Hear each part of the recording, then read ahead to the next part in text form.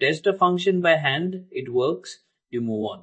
2 weeks later, someone edits one line nearby. Nobody reruns your original check. It ships, it breaks. A user finds it first. Hey, I'm Kai, and this is Fun with Learning Technology, where we make the confusing parts of code actually click. Today's question, how do you catch that kind of breakage automatically before a user ever sees it? And no, you don't need some separate testing certification for this. PyTest is just plain Python functions. If you can write a function, you already know enough to start. The scary part isn't that code breaks. It's that you have no way of knowing it broke until it's live. PyTest lets you write down what correct looks like once. That description lives in your project as a file. Anytime code changes, you rerun it in seconds. It either still passes or it tells you exactly what broke. Here's the smallest real test there is. First, the function we are checking, add, which just returns a plus b.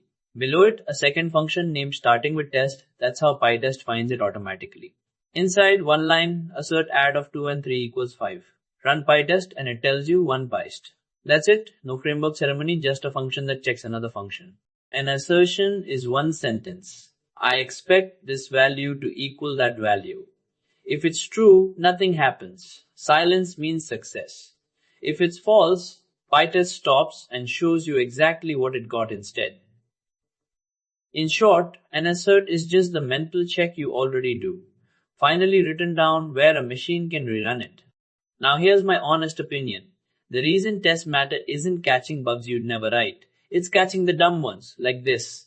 I swapped plus for minus. What do you think PyTest prints when you rerun this test? Drop your guess in the comments before I show you. Here's the trick. Rerun the exact same test. No changes to it at all. PyTest stops instantly and shows you it expected 5 but got -1. Clean. That's the whole safety net, working in real time. Say, 5 tests all need the same sample user object. Without fixtures, you'd copy that setup into every single test. A fixture builds it once and hands it to any test that asks. Change the setup in one place. Every test using it updates automatically.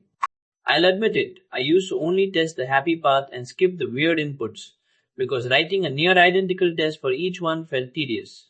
Parametrize fixes that. The decorator on top lists rows of inputs and expected answers. 0, a negative number, a huge number.